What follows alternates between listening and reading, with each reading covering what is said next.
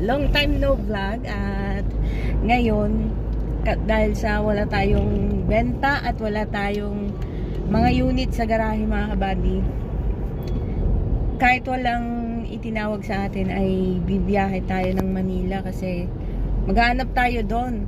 Ang hirap kasi dito sa atin mga kabady, sa La Union, napakalayo natin. So yung mga ahente, kapag may mga unit sila, pag alam nilang yung unit mabilisan, hindi na nila binabato sa atin mga kabady kasi mag-aantay pa sila ng 3, 4 hanggang 5 oras bago tayo makarating sa Maynila. Kaya hindi sila nagbabato sa atin kasi alam nilang malayo tayo. So wala tayong unit ngayon mga kabady, pero meron tayong mga for sale pa naman. Hindi na nga tayo makabenta, maubos pa pera natin, wala pang sasakyan sa garahe. So bale, isa lang yung sasakyan sa garahe ngayon, tsaka itong gamit natin kasi yung mga unit natin nasa Angeles mga kabady. Kung may mga buyer tayo, kung gusto nyong i-check, bale nandun, pwede, malapit, nandun lang sa may Angeles. Yan, so magpapagas muna tayo dito sa suki natin, kaya kung kumatok yung makina natin, alam na. Dito tayo nagpapadiesel mga kabady, Centrum. So yan yung kasama natin. Wala tayong kasamang extra driver kasi maghahanap pa lang tayo ng unit. So itong dalawang to yung kasama natin, oh. Yan. So bigyan mo kami ng ng unit lucky, ha. May 1/4 pa yung sa natin, sa diesel natin. Tignan naman natin kung magkano ilalagay natin.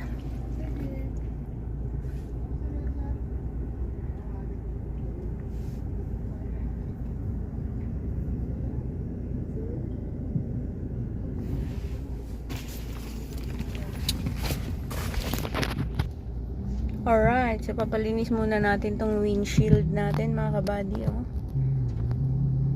Check! Si Kuya excited.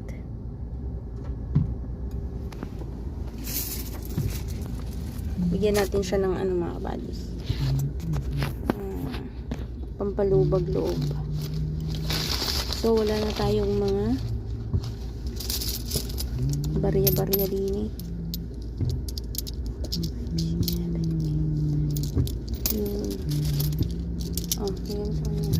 Diesel natin ngayon nasa 2,780. Yan, o, 2,780 mga kabady. Automatic lang siya, hindi siya full tank. Tanggal muna tayo ng white hair. Wait. Oh, pampaswerte.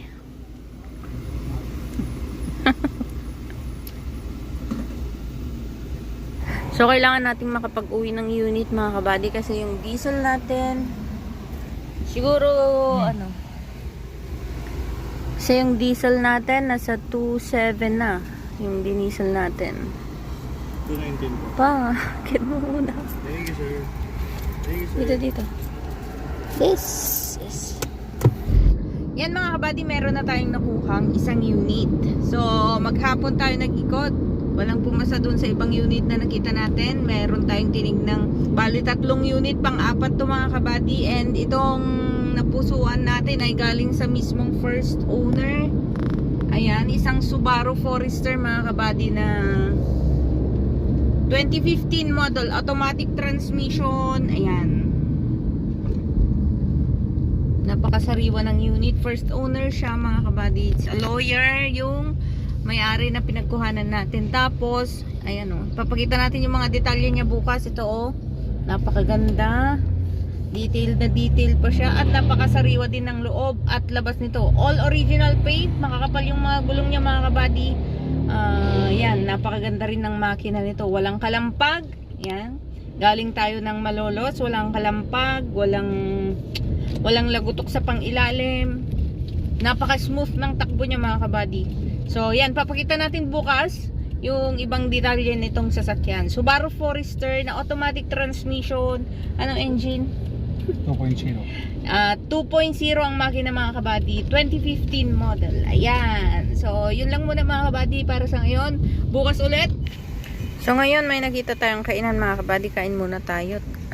Gutom na tayo. Dito tayo sa may Kapstapsi ng Bukawi mga kabady.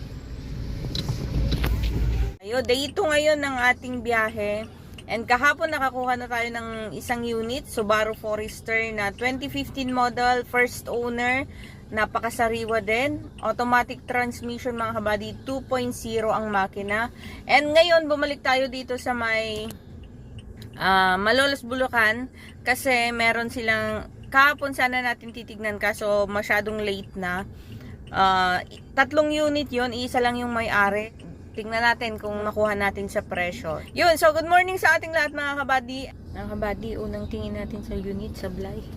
Kaya kain muna tayo. Etong buhay pag walang unit. Yan, nakatambay. Naka-on yung sasakyan. Yan.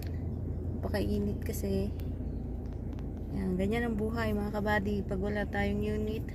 Yan mga kabady, pang 9 na unit na sinek natin mula kahapon. Eto mga kabady, yung 2015 niya, napakaganda, sobra na hindi kami makaalis, sobrang ganda, napakakinis. Meron lang siyang konting scratch doon sa hood niya sa harap. Tapos may konting dimple sa bumper niya sa likod. Pero napakalinis, sobrang 21K odo lang to mga kabady. Kaya yun yung mga pinapatos natin ngayon kasi napakahirap ng unit mga kabady. So ito na mga kabady, nakuha natin pangalawang unit mula kahapon. Ito nakuha natin sa dami ng unit na tinignan natin. Ayan, happy ka naman sa nadampot mo.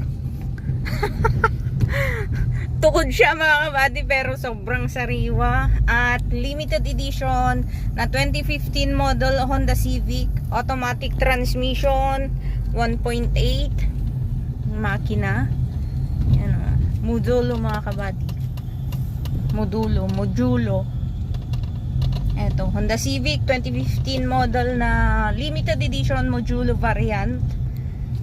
Yan, 1.8 ang makina. Sobrang detailed niya mga kabady. Ni wala man lang ako makitang alikabok. Yan, pati sa sides, detail na detail yung kanyang plastic. And naka leather, mga armrest, mga ganito niya. Leather yan mga kabady. Ganda.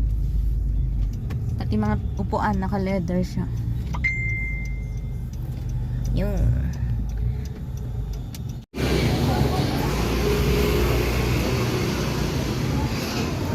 kain na naman tayo dito sa suki natin. Meron tayong tinignan na isang van din na 2007 model mga kabady. At ito nakuha natin. So bali nakapag-uwi tayo ng 4 na unit mga kabady from biyahe natin nung nakaraang araw.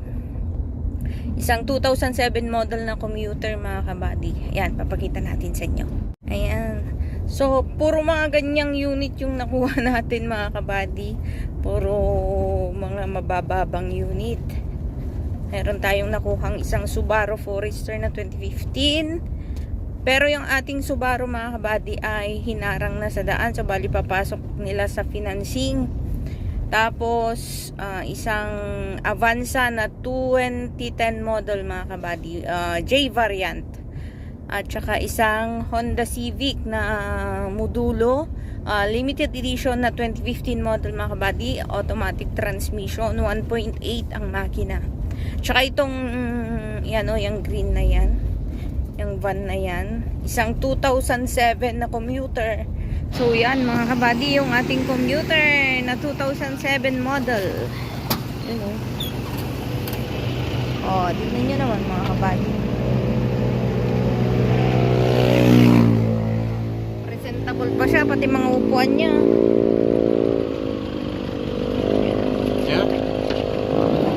Ayan, paunahan daw magbenta nito mga kabady kasi madali lang ibenta to. Ganda-ganda ng mga upuan niya. Kasi cover. Ano sagsa? Oh, panalo mga kabady. sides, may mga gasgas lang. Tapos may mga retouch portion din siya. Oo. Wala pang linis yan mga kabady. Mating niya oh. Hindi siya nabaha. Makakapal din mga gulong niya. Nasa 60%. Ayan. 2007 mga kabady na commuter. Ayan oh. Ganda. Game.